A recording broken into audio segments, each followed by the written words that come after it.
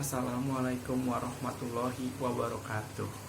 Perkenalkan, nama saya Muhammad Raihan Ramadan dari Universitas Dian Nusantara. Di sini saya akan menjelaskan selama satu semester ini saya belajar sistem database. Yang pertama, DBMS, Database Management System. Pengertian DBMS adalah suatu sistem atau software yang dirancang khusus untuk mengelola suatu database dan menjalankan operasi terhadap data yang diminta oleh banyak pengguna. Tujuan utama penggunaan DBMS dalam jaringan komputer adalah untuk menghindari kekacauan dalam hal pengelolaan data yang jumlahnya besar. Suatu informasi merupakan data yang telah diolah dan bermanfaat. Maka dari itu beberapa kualitas informasi diantaranya: 1. Akurasi. Sebuah informasi harus akurat karena dari sumber informasi hingga penerima informasi kemungkinan banyak terjadi gangguan yang dapat mengubah atau merusak informasi tersebut. 2. Relevansi. Informasi dikatakan berkualitas jika relevan bagi pemakainya, bahwa suatu informasi harus bermanfaat bagi pemakainya. 3. Tepat waktu. Informasi yang dihasilkan dari suatu proses pengolahan datangnya tidak boleh terlambat, karena informasi yang terlambat tidak akan mempunyai nilai yang baik. Di sini ada contoh dari DBMS yang biasa digunakan di kehidupan sehari-hari. Pembelian dari supermarket, pembelian menggunakan kartu kredit, pemesanan liburan di agen perjalanan, menggunakan perpustakaan setempat, mengambil asuransi, dan sebagainya. Yang kedua, SQL merupakan Transform Oriented Language dengan dua komponen utama. Yang pertama, Data Definition Language atau DDL, digunakan untuk menggambarkan desain dari basis data secara keseluruhan, mulai dari membuat tabel baru, membuat indeks, maupun mengubah tabel. Yang kedua, Data Manipulation Language, digunakan untuk manipulasi data, mengambil data dari database, menghapus data dari database, dan mengubah data pada suatu database. Di sini saya belajar SQL untuk belajar DBMS. SQL atau yang biasa disebut Structured Query Language adalah bahasa pemrograman khusus yang digunakan untuk memanajemen data dalam RDBMS. SQL biasanya berupa perintah sederhana yang berisi instruksi-instruksi untuk manipulasi data. Perintah SQL ini sering juga disingkat dengan kata query. Sejarah SQL bersamaan dengan paper Dr.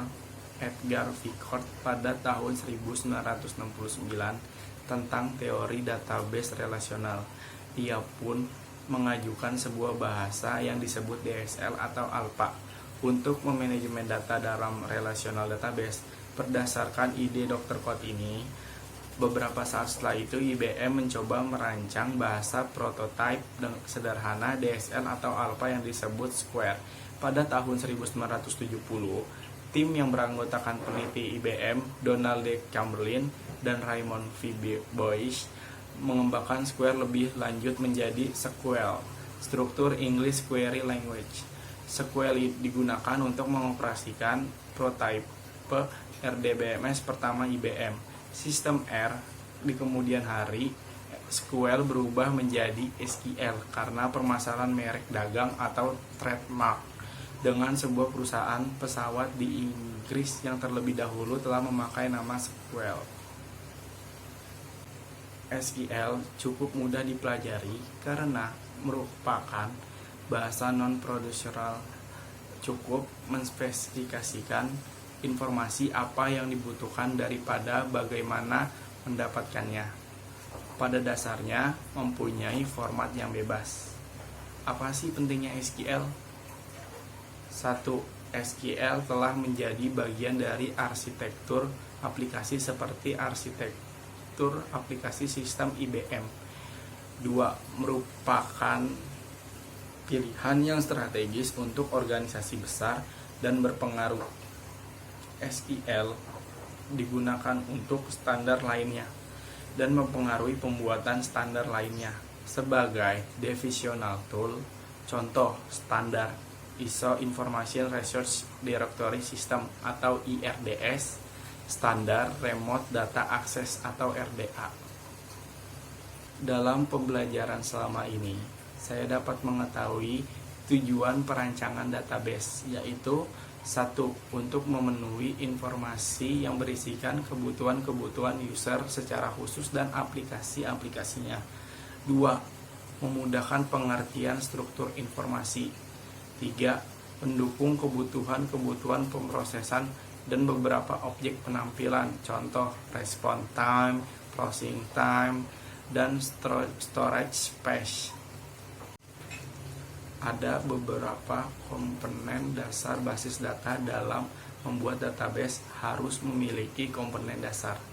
Agar terciptanya database, hal yang perlu diperhatikan adalah tersedianya data, hardware, software, dan user. Sekarang ini ada istilah yang namanya big data. Big data adalah istilah yang menggambarkan volume data yang besar, baik data yang terstruktur maupun yang tidak terstruktur. Big data telah digunakan dalam banyak bisnis. Tidak hanya besar data yang menjadi poin utama, tetapi apa yang harus dilakukan organisasi dengan data tersebut.